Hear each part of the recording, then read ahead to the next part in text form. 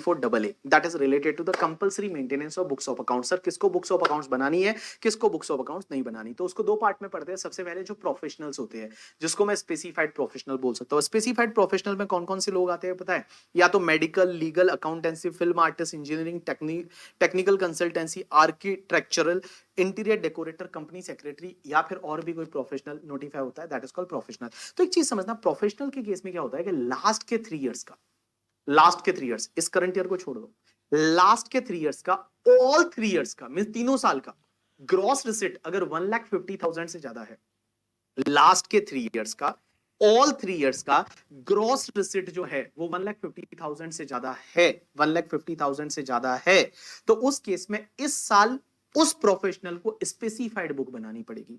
और specified book का मतलब क्या होता है? उसको कैश बुक भी बनानी पड़ेगी, जर्नल बनानी पड़ेगी, लेजर बनानी पड़ेगी, कार्बन कॉपी रखनी पड़ेगी बिल का जो 25 रुपए से ज्यादा का है, ओरिजिनल बिल, खर्चे का जो बिल है वो 50 रुपए से ज्यादा है, उसका ओरिजिनल बिल रखना पड़ेगा। और जो डॉक्टर्स वगैरह होते हैं उनको डेली केस रजिस्टर्ड बनाना पड़ेगा, और मेडिकल इन्वेंट्री भी, दवाइयां वगैरह कितनी रखते हैं उसका भी रजिस्टर्ड बनाना पड़ेगा। मींस स्पेसिफाइड बुक बनानी पड़ेगी अगर लास्ट के ऑल 3 इयर्स का ग्रॉस रिसिट 1,50,000 से ज्यादा है।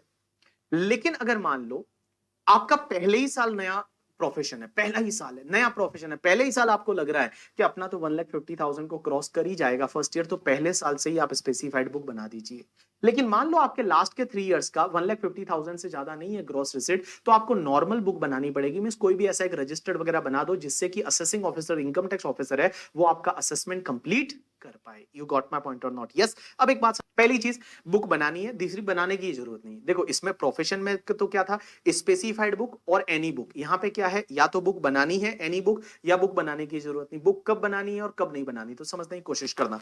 लॉ मेकर्स ये बोलते हैं कि बिजनेस के केस में लास्ट के 3 इयर्स में, लास्ट के 3 इयर्स में, बिजनेस के केस में लास्ट के 3 इयर्स में किसी भी ईयर में या तो पीजीबीपी का इनकम 1,20,000 से ज्यादा है, पीजीबीपी का इनकम, बिजनेस का इनकम 1,20,000 से ज्यादा है किसी भी ईयर में, या फिर लास्ट के 3 इयर्स में किसी भी ईयर में आपका जो टर्नओवर ग्रॉस रिसिट है वो 10 लाख से ज्यादा है, तो आपको बुक बनानी पड़ेगी, अदरवाइज आपको बुक बनाने की जरूरत नहीं है।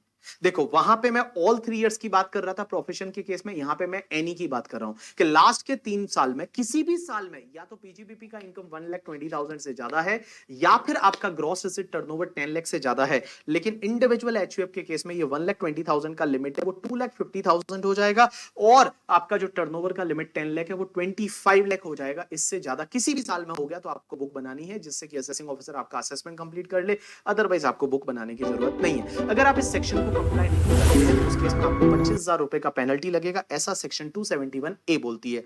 अब एक और चीज समझना, टैक्स ऑडिट सिस्टम।